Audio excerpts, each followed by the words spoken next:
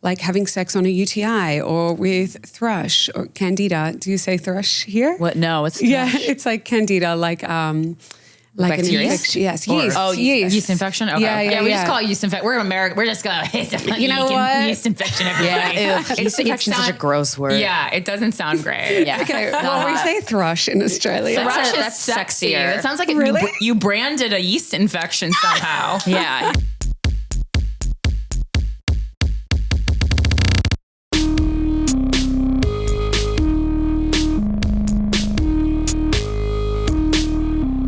We are here with Chantelle Otten.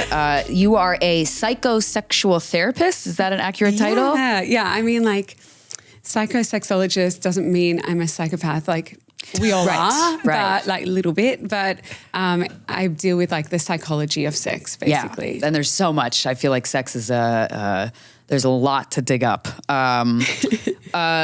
What's the number one thing that people come to you for? Oh my gosh. I think in my clinic, I see a lot of sexual pain patients. So we say women or vulva owners as well, where they have like vaginismus, which sounds like Christmas of the vagina. It does. It's not. But it doesn't feel like it is the opposite, Yeah. isn't it? Like Halloween.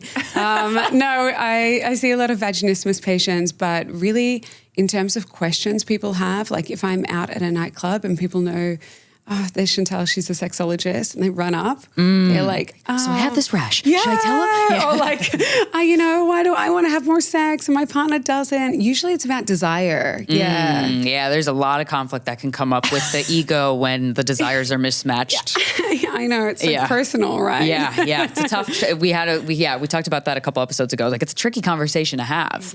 How do you recommend starting it? Because we actually kind of decided it was one of the most difficult conversations to have with a partner if one half of the relationship thinks that they're not having enough sex. It can make them feel rejected. Yeah. So how do you present that conversation without, I guess, like, repelling your partner? Why don't you want to fuck me? Yeah. Yeah. It's not going to make them want to fuck you. Exactly. Which we try. And talking We've about all it, tried it. often talking about it too is not going to make them want to fuck you either. So what will? It's tough, huh? I think like also your partner is the hardest person to talk to about sex. So Yeah. I think that when it comes to desire, it's so complex. There will always be one person who has a higher desire at some point. And like, for example, if it was me, my desire might be higher for a certain period of time and then it might drop and then my partner's might be higher. So I think actually just as individuals, you have to go, I like accept that we will be at different stages at some points when it comes to desire.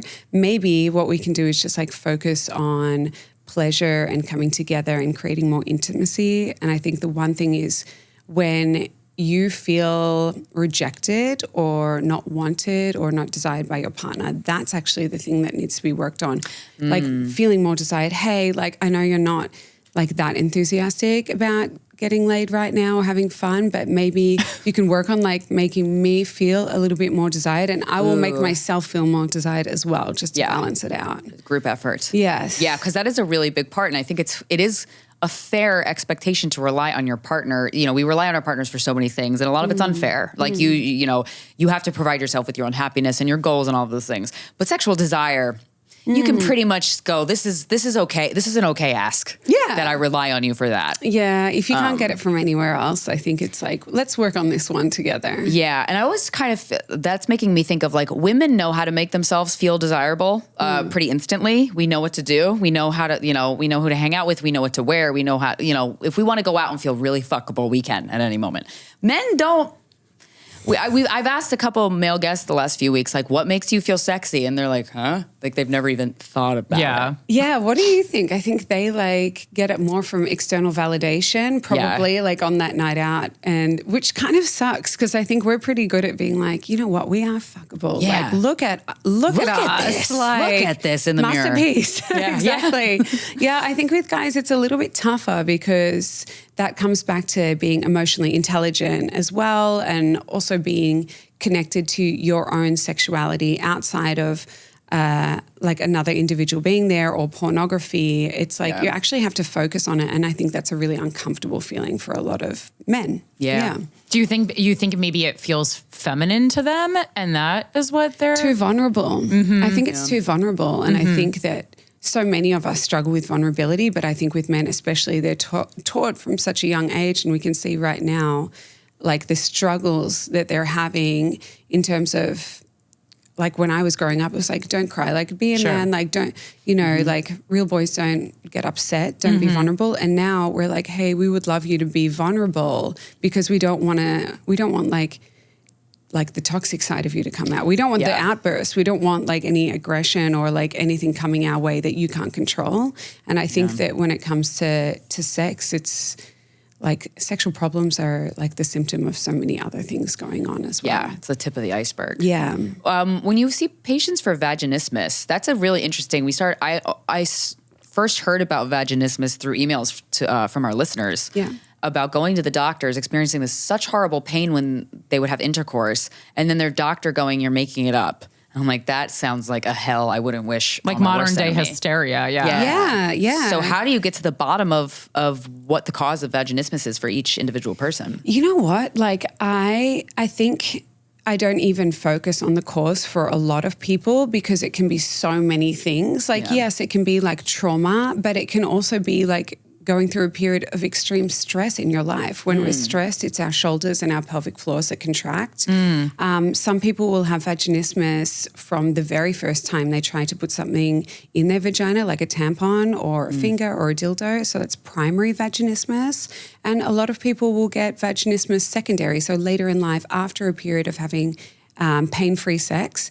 And maybe that's because of stress or childbirth or a traumatic event or even like having sex on a UTI or with thrush or candida. Do you say thrush here? What? No, it's Yeah, it's like candida, like an Bacteria? infection. Yes, Or- yeast. Oh, yeast. Yeast infection? Okay. Yeah, we yeah. just call it yeast infection. We're in America. We're just going to, You know what? yeast infection. Everybody. Yeast infection is such a gross word. Yeah, it doesn't sound great. Yeah. Okay, well, we say thrush in Australia. Thrush is that's sexy. sexier. It sounds like Really? you branded a yeast infection somehow. Yeah, you're not That's making hot. a bakery. You almost want it when it's called Yeah, thrush. thrush feels like a sex toy. Yeah, feels like a Calvin Klein You ad. got me like, thrush for Valentine's thrush.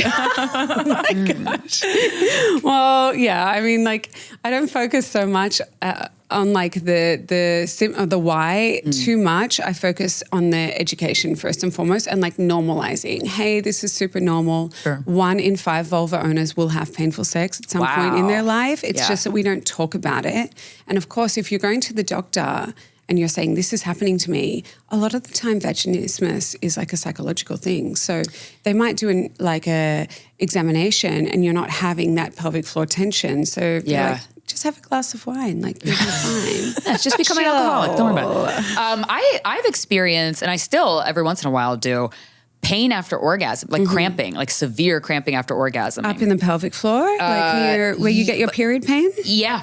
It feels like a really bad period pain, and sometimes it can last for a couple minutes. Is that the same thing as vaginismus? It's different. We call that deep dyspareunia in the sexology world. You guys have great words for these We do. things. It just means like deeper pain, but for people who have those symptoms, usually we go, is there endometriosis maybe? Or yes, I got tested for that, gynecological. and I don't have it. Yeah, I got surgery to see if I had, because I have had cysts, ovarian cysts, like burst, and it is, Maybe PCOS. Yeah, maybe it's that. Yeah, but that's also like your pelvic floor might be like quite tense up there. Yeah. You might hold your stress in that area. Probably. I always feel it in my shoulders, but I never think to feel the stress in my pelvic floor. But as you were saying that, I was like, then I just started doing Kegels. I'm like, No, don't do Kegels. You need to do the opposite. If you're feeling like pain, actually we get taught to do Kegels, but if we're doing too many Kegels, we're strengthening the pelvic floor too much, and that's when you might get vaginismus. Oh. Yeah, so just like, actually like relax. And if you're feeling anything down there in terms of like bladder or bowel or pain, just see a pelvic floor physio. It's like a personal trainer for your pelvic floor. Yeah, okay. We've had one on the show before. Therapist, physical therapist for pelvic floor. Yes. It was great because I think the pelvic floor is so important, and it's like something that here we're not learning until we're in our 30s, maybe older. Yeah, I feel like the popularity of Kegels now, with that information you just gave us, is probably a symptom of the patriarchy. They just want that puss to be tight. They want it tight. And really care about Arnold Schwarzenegger vagina, literally super strong. Remember when you used to hear if they've had too much sex, it'll be like throwing a sausage down a hallway. Yes. Like down the Holland that Tunnel. doesn't happen. Yeah. Mm-hmm. Right. Mm-hmm. Right. It's still going to be nice and comfortable and tight, whatever you want. But tightness is patriarchy. Yeah, it is. But at the same time, I want to have a tight little vagina. You want it to feel good. Yeah. Mm-hmm. For yourself. Absolutely. Oh, absolutely. But I also want it to feel good for the guy because I'm really into, I've been with men that like are very obsessive about a woman's pleasure. And I think it's so hot. I'm in a similar, not that intense, but almost about a man's, like I get off when my partner gets off. Like Absolutely. I think it's so hot. Mutual pleasure. Yeah. Fun. So we were going through your Instagram and there's certain topics that, that we wanted to talk to you about. Building sexual self-esteem. Yeah. How does one do that? Oh, it's a tough one. So I have an online course for it because I think it is something that you can do outside of therapy. Of course, therapy helps, especially if it's like quite complex, but like the way that we feel in the bedroom, the way that we express ourselves, we have to feel comfortable. We have to feel like we're able to turn the lights on or off, right? And like we can say, hey, actually like to the left or like up a bit, or can you use your fingers? And that takes like confidence and also, like, you want to go into the bedroom wanting to have an erotic experience that makes you feel really good. And to do that, you have to have a level of self-esteem that allows you to also ask for that too. So I think a lot of it is really feeling comfortable with your body and like being naked. A lot of people don't want to be naked in front of themselves or other people. They want to get changed with the lights off. And that's super normal, especially because we've been told to look a certain way our entire lives. Yeah. Body diversity is something that has become more popular in the recent few years, but it hasn't been there for a very long time. So I like people to get naked, look at themselves in the mirror, take some hot snaps of themselves. They don't have to send it to anyone, but really just get to know their angles and appreciate like parts of their body that, they might have dismissed in the past and go, I don't love that bit, but I love this bit. And this is like a really important bit for me. I love my tits, I love my ass, or I love my curves. And I also think it's about getting to know your vulva as well. If you're a vulva owner, a lot of us have never really looked down there with a mirror and been able to even label like your vulva, your labia, your clitoris, where is it? Like, where's the entrance? So teaching people how to do that. I think with penis owners, it is also something we need to think about too, just because I don't know. I think for guys, a lot of the time sex is like such a goal and it's such an achievement, especially when they're with their boys and they're like, did you get laid? Did you da-da-da? Like, isn't it hot when someone says, actually, like, I just went down on her for the night. Like, she didn't do anything to me. Like, I love men who are about pleasure all around. Yeah.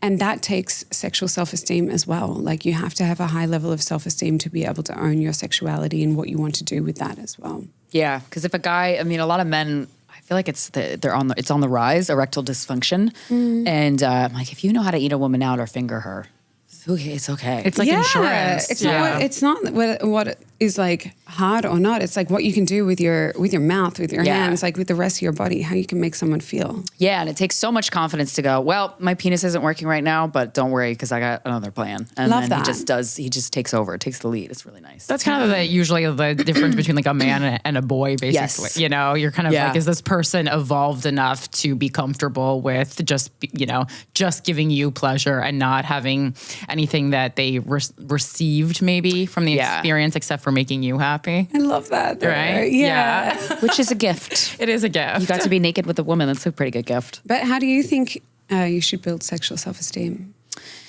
Definitely thinking that you are sexy, like just like falling in love with yourself, I think is the best. And for me, it's always, I'm a very athletic person, and I rollerblade, I run, I lift weights. I really need to be using my body, and that makes me feel more in touch with my body. So when I'm really physically active, that's like a nope, like whatever's going on in my life cannot affect my sexual self-esteem if I'm physically active. I love that. Yeah.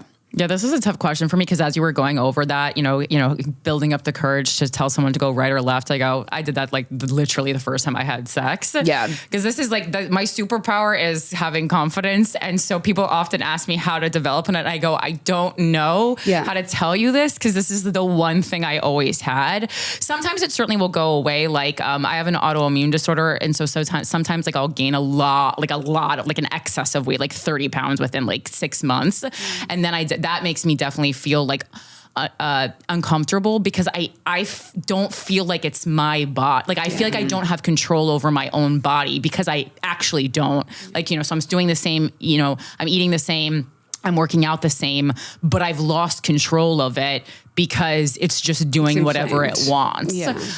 So I think those are like the periods in time, and like that's when, especially if I have a boyfriend or a partner, I need someone to kind of really step in and come to the table. Yeah, and they sometimes they do, sometimes they don't, but the ones who don't, get dumped. So yeah, but you know what? It just shows like how individual it is, right? And people are so complex. Like, I wouldn't know that you had an autoimmune disorder. So if you're feeling bad on a day, you'd like, from my perspective, how I would handle that if I was a listener and, I wanted to have fun with someone, but I wasn't feeling good. I'd just be like, hey, today I can't wait to have fun with you. I'm not feeling the best. I feel like quite puffy, or I'm like so fatigued. Yeah. So I would love if you paid more attention to me, and next time, like when I'm feeling a little bit better, I'll come to the table and do more there. Yeah. It doesn't always have to be 50-50, right? Right. Yeah. And I think too about like with sexual self-esteem, a lot of Americans, I'm curious how it is in Australia,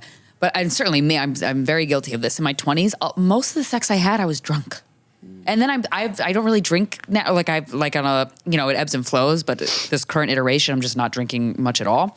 And it's really nice, but I'm like, wow, it makes me think about how little sober sex I had in my 20s. I'm like, sex is so much more enjoyable sober. It can be really fun if you're like a night out and you're in a hot dress and you're having cocktails with your guy or whatever. That's really fun. That's a different category. But like when I was dating and seeing people and had like a rotation of guys, I was always had alcohol in me, and I'm like, damn. And most people do here, and because it just takes the edge off. But I'm like but that says that there's this underlying issue of self-esteem that you need to like make up for. Yeah. And it's not a good place to start fucking. But most of us do in America do that. Yeah, because your legal age of drinking is 21, right? But you're like normal, like drinking before age 21. Yeah. So it's like party drinking, you're sneaking alcohol, the pores here, like they hit different. I don't really drink much either. But if I have one night like out, I'll have like 1 or 2 drinks and like, that's me. I'm like done. I'm done. But it does make me very horny. Alcohol makes me very horny. Me too. Whenever I'm like tipsy, I'm like, what is up, everybody? Well, that's the thing. Like for me, it's like it's not even like a self-confidence thing. It makes me just like more widely attracted to people that sober I would have been like, yuck. Yes. Yeah, you see potential in people you wouldn't with your daytime those goggles old on. beer goggles. Yeah. But that's the thing. Like sometimes, like when I don't drink anymore. But I want it. Like I'll want to have like I just like almost like want to have. I don't want to call it maintenance sex. That feels so unsexy. But like it's like you want to get it in, and you're like I'm literally not attracted to anybody. And normally a glass of when I'm saying wine, I'm like a glass of whiskey, double vodka on the rocks would have helped this. Yeah. And now I don't.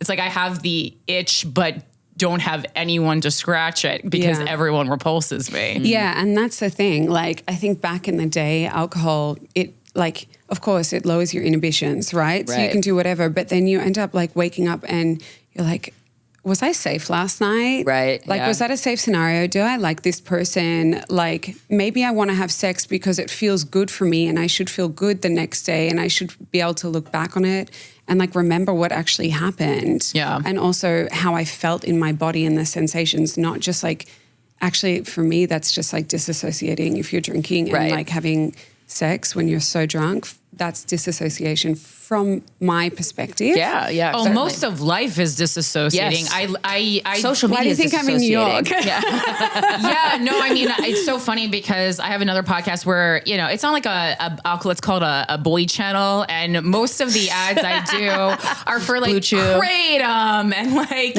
just like all these like supplements. And it's basically a variety of ways to disassociate. Yes. And when you really think about it, so I actually promote the stuff as like, hey, I know you're disassociating anyway, but it really is something we should be talking about also on a serious level because I don't know. I've been just raw dogging life a lot lately. Nice. And it's actually great. Yeah. Good for you. Yeah. Love that. Because you can see things. You can see things for what they are, and I feel like when you're not disassociating, you get to experience the beauty of these tiny moments in life, or like looking at a fucking tree that's really beautiful. Yeah. It's spring and it's blooming, and you're like, wow, that's really nice. And you know, when you're not disassociating, you can actually appreciate those things. Yeah, you have the sensory experience. And I imagine with sex, it's like it's so much. Most of the sex I have with my boyfriend, especially lately, is so very sober, middle of the day. Lights on, obviously, because it's light out. And I'm like, this is so nice. So like, beautiful. it's so connective. And it's like, I just really love sex so much. I love that. And I love the sex you're having. I love right sex now. so much. But it's like there was a period in time where I wasn't having it because my desire level was much higher than my partner. I've never experienced that. And I've done a lot of work on myself. So I understand when the ego's taking the wheel, and I know ways to kind of wrangle it. But that one is that's tricky. Amazing. But you just kind of have to chill. Yeah. Well, yeah, I think you just have to like honor where you're at that period of time in your life. Yeah, yeah. When we come back to like drinking and alcohol, like I don't really love like alcohol and sex to mix because I think it can go over the top, and I don't like, you know, like your boundaries can be crossed. The amount of times I've had anal sex because I was tipsy.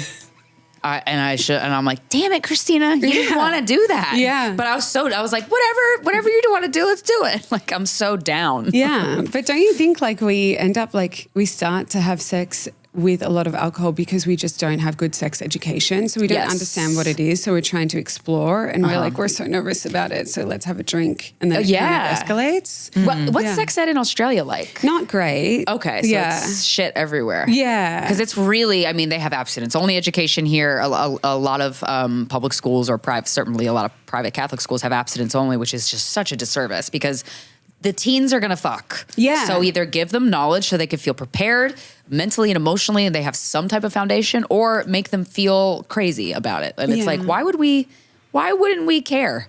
That's crazy. It's just like not a safe space, is it? Yeah, we just got consent education back in Australia. So like how to talk about consent with people like inside and outside the bedroom, and how like no means no is so dated. Because of course, like if you're like panicked or in a scenario where you don't feel safe, you're like, no, that's like on you. Yeah. And it should be a collaborative like approach where you're like, hey, is this okay? Like, you feeling comfortable? Do you like that? Like making sure there's some dialogue there. So we have like enthusiastic and affirmative consent education. Yeah. I would say like sex ed is definitely getting a lot better, but we've got a long way to go. We don't really have... like definitely religion comes into it, but I would say that it's more, you just don't talk about sex then if you're in a religious school. So I went to a Catholic school. We just didn't really talk about it. We spoke about STIs though. Okay. I did do a project where we had to talk about STIs, and I had like a SEAL section. And you didn't talk about sex? Not really. So, but They were you like, just if you have we all sex, know where you'll we get do. that. Yeah. You got an immaculate conception. It's the Mean Girls line of, if you have sex, you will get chlamydia and die. Exactly. That's the sex education. Literally. Damn. So there's some interesting topics you talk about that I'm intrigued by. One I love, edging. Yeah. Oh my God. So how would you describe edging? And if somebody's interested in dabbling in it, what advice would you give them? I hope everyone dabbles in edging. Yeah, because instead of just sticking it in. Yeah. It's a win-win. Yeah. And it's also like, there's no danger involved. When you wait to have sex with somebody, do it at your whatever pace, but like you can't lose if you wait to have sex with that person. Like there's no way going to negatively affect you. It would there's only scenarios that would possibly negatively affect you if you dove in sooner than you were ready. I think like edging, so how would I describe it? So when we are masturbating or having sex with someone, usually people go into it with the goal of orgasm at the end. So a lot of people who can't orgasm, they then, I like people to focus on pleasure rather than like a goal of orgasm. But if you can orgasm, there is the process of edging. So if you think about your orgasm being at like a 10 on a scale, what you do is you bring your climax and your pleasure up to like maybe an 8, and then you kind of bring it down to a 5. So you like cool off. You're like, okay, focus on my nipples and not my clit instead for a little bit. You kind of then start bringing it up and down, up to an 8, down to a 5. So that's the edging process of building all of that sensation in your body up with your climax. And then when you want to tip over the edge, of course, you go full speed ahead and let's have an orgasm. And I really believe that the sensory experience is so much stronger. If for people who are listening, there's a really great orgasmic meditation by a guy called Madison James, and he has like an hour-long orgasmic meditation where he guides you on how to touch yourself. And it's kind of everybody, no matter what parts you have? I would say it's more for like vulva owners who like men who are like cis hetero, but there's lots of different types of orgasmic meditation. I like that Madison whipped this up. He whipped this up. He was like, you know what I need? Make a meditation for some vulva owners. I think he's a sex worker. So I think like this is his business. So he's a pro. And he's sexy in your ear. You're like, hello, Madison James. Like you feel like he's in there with you, but he teaches you like how to touch your body, and he's like, bring it closer towards your genitals. Like I want you to feel around your labia, and then he's like, now bring it back out to your thighs. And I kid you not. Okay, I can see that working. It works. Like the orgasm I had after listening was like the best. Wow. Like electricity from my fingertips down to my toes, back up again. It was cool. Wild. So that's edging. When you like make it last a lot longer and you build a sensation in your body. And you could do it similarly, like with my male partner. You just do the same edging with a male partner as well. Yeah, you just go, hey, like back it off. Like it's just like stepping on the brakes, stepping on the gas, stepping on the brakes, stepping on the gas. Yeah, they might be like, oh, I'm not going to let you come yet. Yeah. I'm going to like back off and I'm going to play with this now. And you're like, no, damn it. And then, over time, like with a bit more of that, it's all worth your while. Yeah. And then when you're starting out, like what's a, I know normal is such a weird word when we're talking about sex, but like what is an average amount of time that you would want to do this for? Like I feel like the edging. I feel like ex-addicts will just edge for 8 hours. Right. Yeah. Because I'm like, are we going tantric edging? Like how long is the edging? Look, I don't think there's an average. We're busy ladies. As long as it feels good. Like, if you're busy, you're like, I've got to go in half an hour. Like, we can edge for 20 minutes. Yeah. Exactly. 5 minutes for like a lot more fun and foreplay, and then like just start building up that orgasm, building it up, building it down. And then, it's not for every sexual experience. Of course, yeah. That would get tiresome. You're like, okay. The novelty wears off for sure. But some people edge for days. Like days? Oh, wow. Yeah, I get that. I think there's sometimes like there's like, tension building up in a scenario especially when you haven't had sex, or maybe like you're in a long distance partnership and you meet up again and you kind of let it go. Like it's not exactly edging, but you're building up the tension. Yeah. It's in the same family. When you're falling for somebody, you're developing a crush and you've not done anything yet. That is, I can't think of anything better than that. And you haven't, and you're going to fuck at some point and you're like, savoring every second that you haven't fucked because it's just leading up to this amazing thing. I have waited too long though. Like really? The thing is like, yeah, with that scenario, with like waiting, there was. You got the ick before you got to fuck? Didn't get the ick. It was just like, all right, well, we made it so that the leading up to period was so fun that like the sex is now feels kind of pale platonic. comparison. Like, Damn it. Right. It only happened once, but I was like, oh damn. Damn, that sucks. That's all right. We get over it. How about has anyone ever come to you like who? Because I there was a period, and still to a certain extent, I get really tired after I orgasm. And we had, I don't know what her official title was, like maybe like orgasm specialist. I think she might have made it up herself, but that's self-proclaimed. Yeah. She said that wasn't normal. She said that you should feel energized after climax, and I really haven't gotten there. And I even some of it was that. I was definitely holding my breath while orgasming, and I did learn how to breathe through it. To me, it didn't really make it better or worse. It just made it different. But I get very tired. Yeah. I mean, I think that's quite normal. I don't know about. Okay. I mean, I've never your gotten orgasm. energized. No, I'm like ready for bed. Yeah. Like afterwards.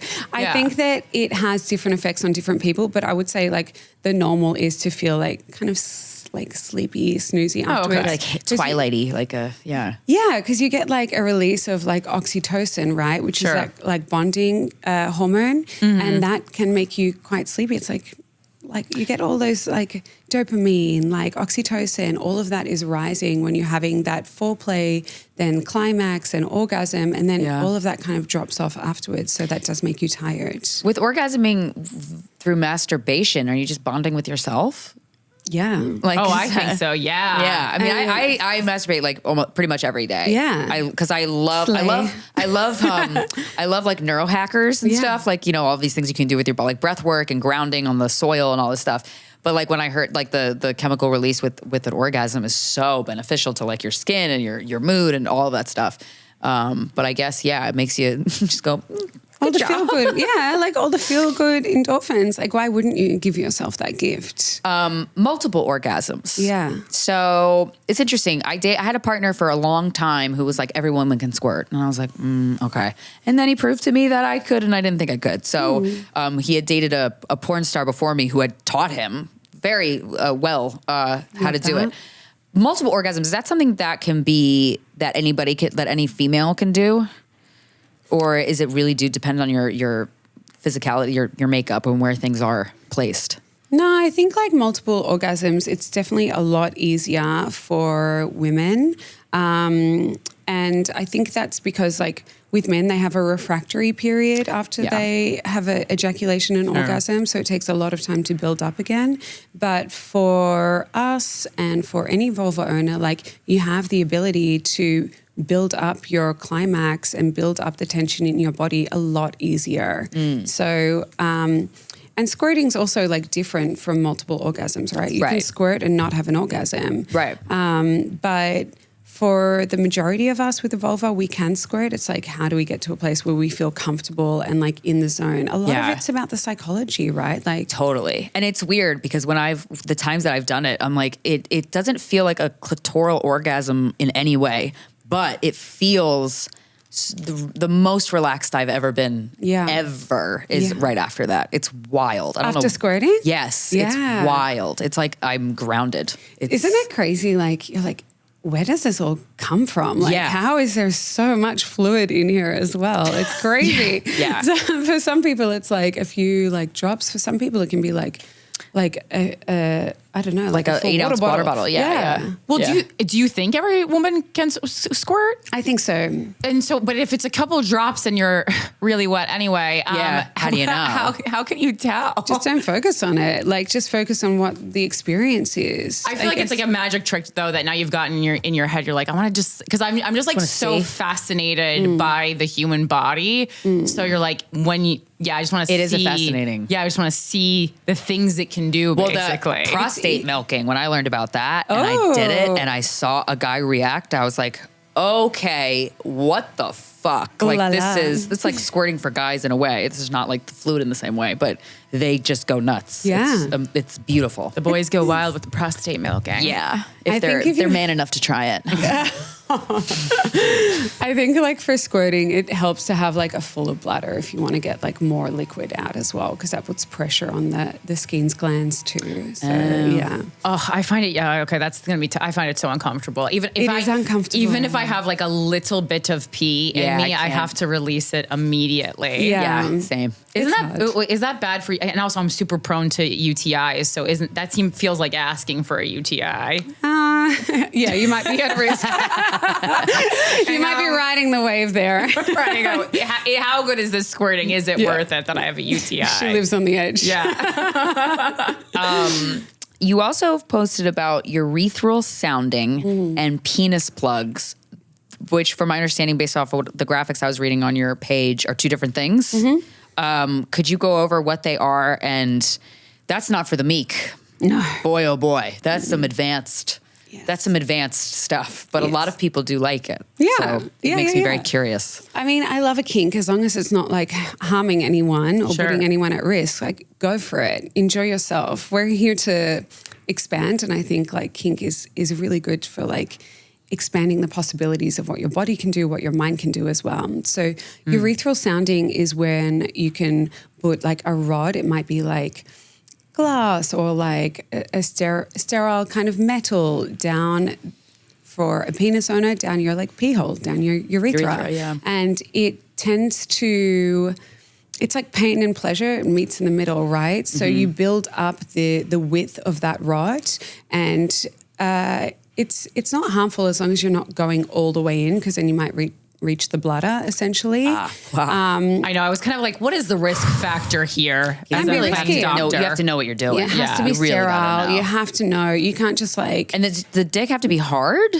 before you put it in? Okay. Yeah. I think it's like a lot easier Yeah. per se, because at least it's like straight rather than like a soft penis and you're kind of trying to navigate it. It doesn't really work like that. Yeah. Just putting silly putty around a needle. Yeah, it's a bit harder. But the penis plug is similar, like it's in the same ballpark, but it's like a butt plug, but for your penis. It's going in the same hole as well, and it can just fit over the top of the penis too. You can get penis plugs that have a hole in the middle, so you can still pee out of them. Interesting. Right? Because some people like to wear penis plugs for like an extended period of time. It might be like a few days as well. I was gonna say, is that okay? Yeah. As long as it's sterile, as long as you're like not in harm's way and like pushing yourself too much and you can still pee. Right, then right. life's good. This But is just like Wow. me showing up to the nail salon with Why are you also walking like that, girl? the penis plugged. And I'm like, can I put this in your sterilizer for like a hot second? I'm working on What some is it? stuff. Don't worry can about you it. Don't just worry about boil this for me? Wow. Yeah, but it's like, it's niche. Yeah. But actually, I don't think it's as niche as we think it is. Like, I think a lot of people are exploring this kink, and it's just, you have to find your community that you feel safe with to be able to talk about this. Yeah, absolutely. Have you ever heard of people coming to you either, personally or just if you have other sexual therapist friends, like with a kink or a desire that surprised you? Not much surprises me anymore. Right. We're in the same boat. Yeah. Every once in a while we'll get something we're like, oh, Yeah. hey. I think it's more like because I run a clinic, so I have like 20 sex therapists, and they wow. tell me like I'm their supervisor a lot of the time too. So I do hear some things where I'm like, oh, that's like super interesting. I think the one story that I do have is it was never like a patient. When I first started my career, I had someone who wanted to come in. He liked wearing nappies that would like turned him on. What's Diapers. Oh, diaper. yeah. Yes, Got it, a got it. diaper. Yeah, Yeah. he liked wearing diapers. That was like his thing. It was a kink of his. Like, love that, slay. But Yeah. he wanted to wear it in the therapy session, and that's then an erotic experience. Right, with that me. you are not consenting to. No. Yeah. So he was like, where can I change into my diaper in your building? And I was like, oh, This is not that. That's not what I'm here for. There's a different type of Yeah. specialist for that. Like, you probably need to work with a sex worker who's into kinks. Or sexual surrogate. Do they have those in Australia, sexual surrogates? They do, yeah. And like we have, I think like we have sex workers, sex surrogates, like coaches, body workers. But as a therapist, like I'm dealing with the biggest sexual organ, which is the brain. Yeah. So it's not like that kink surprised me. It's just where it comes into play in terms of people's lives and how they want to experience their kinks. Yeah. That sometimes surprises me. Right. Yeah. Especially if I'm involved with it. Yeah. You're like, I don't want, it's not that kind of practice, my guy. Yeah. But yeah, not too much else surprises me. I just love that people have such like deep inner worlds. I love that people are able to go that far with their exploration. Yeah. I have kind of an uncomfortable question. Yeah.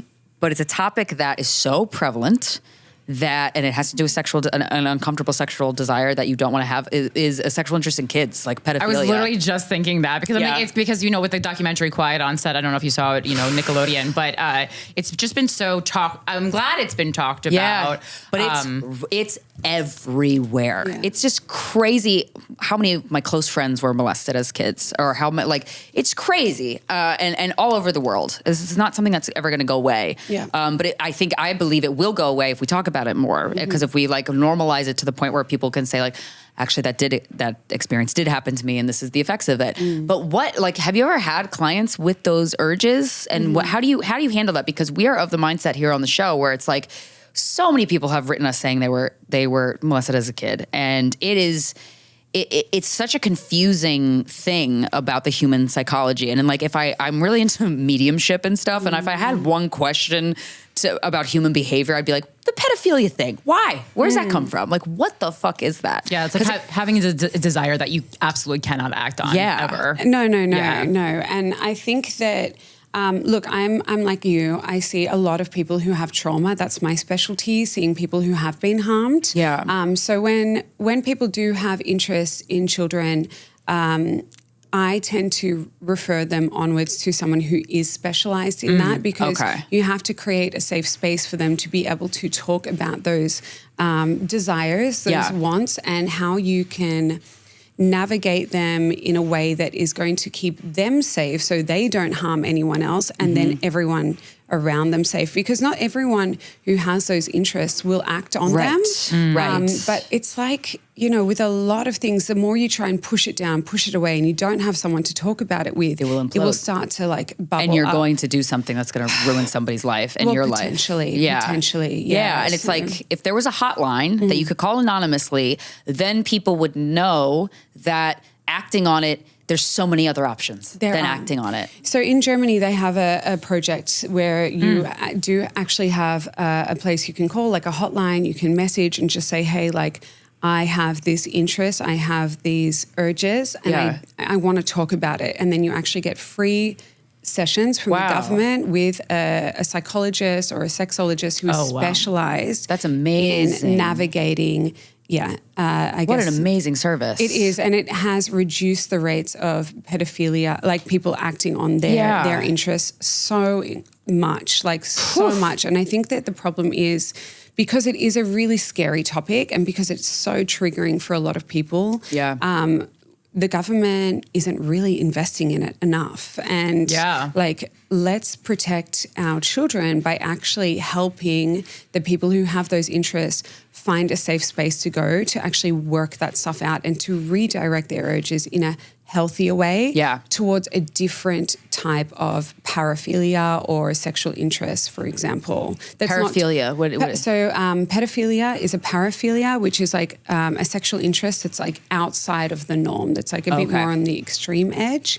And it just means that when you are going towards a sexual experience, you're thinking a lot about that topic. Oh, I see. So you can actually work with someone to redirect those interests into more of a healthier kind of. That's good. It feels like the same thing as when someone, gets sober from drugs or alcohol and then gets really into cardio. Yeah. Like almost like, it's just like you have that get into cardio. energy Yeah. and you Let's just have to redirect it. Yeah. Yeah. It's like Interesting. the energy of addiction is actually a very powerful energy. And if you Right. redirect it, kind of the world's your oyster in a way. Yeah, absolutely.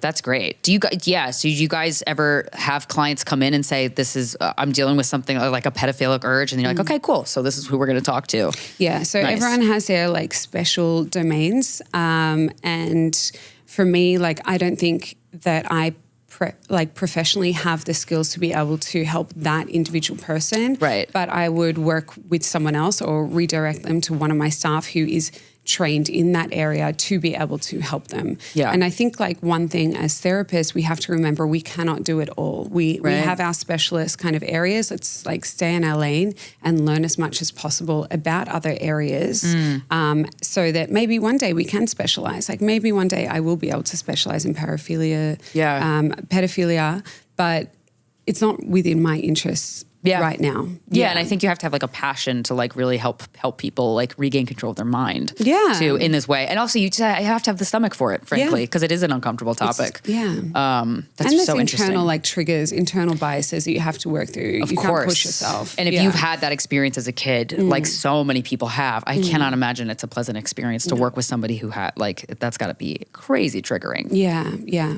Another thing we wanted to talk about, and not at all related to the previous topic, but sex with disability.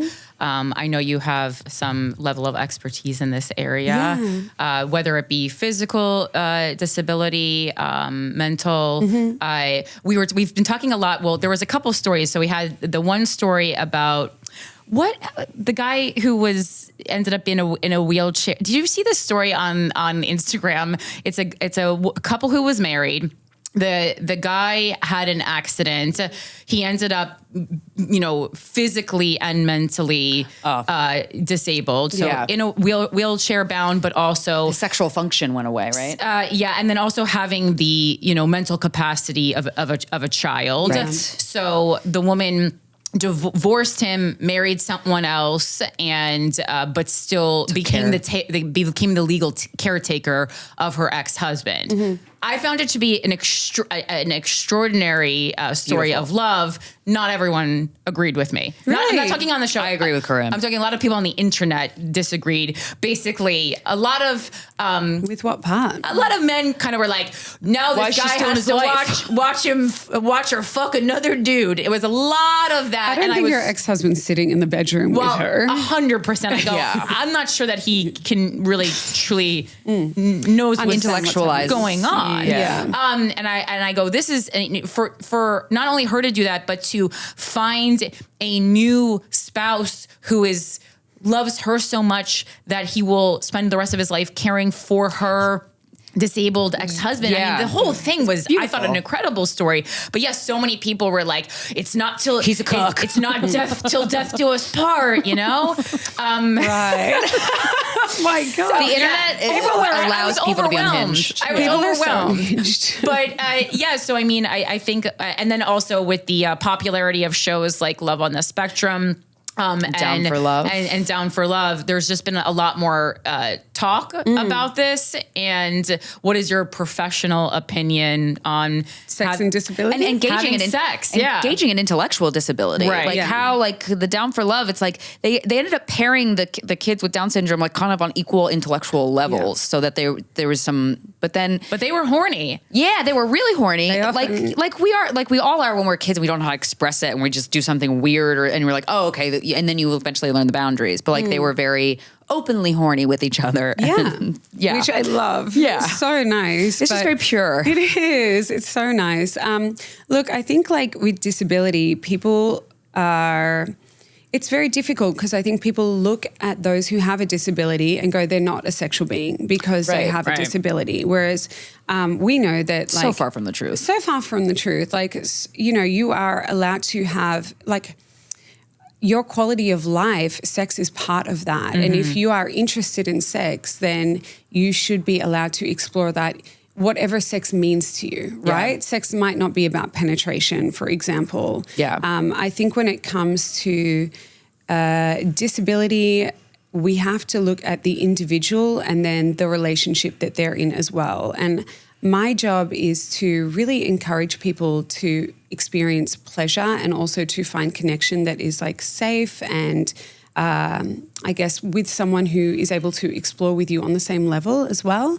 I think from like a physical disability, there's so many different types of physical disabilities. I like to say, let's focus on what we can do rather than what we can't do. And sex is what you make it. Like, you don't have to have an orgasm just through penetration, because if you have a penis, you can have an orgasm and ejaculation with a soft penis as well. Right, which I learned not that long ago. Yeah, exactly. You can have a nipple-gasm, like the ears might be that erogenous zone. Like, I think everybody has, like, we're so varied and we have so much that we can bring to another person. It shouldn't be just about your ability, because if you've got hands, if you've got a mouth, or if you have even eyes, able to connect with someone intellectually, you can bring that up in them. Yeah.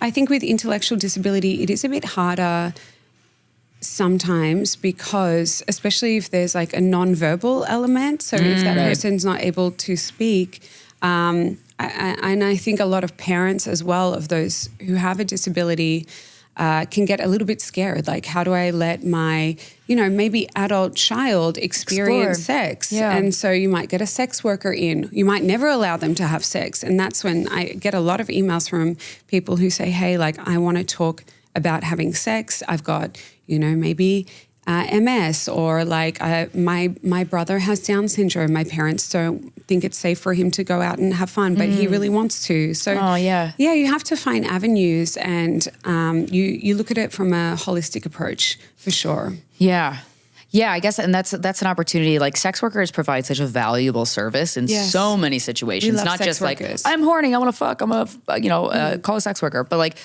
when people, especially with sexual traumas and stuff, like, I can't imagine how, like, that's such a valuable service. But are there sex workers that specialize, or I guess you would call it a sexual surrogate?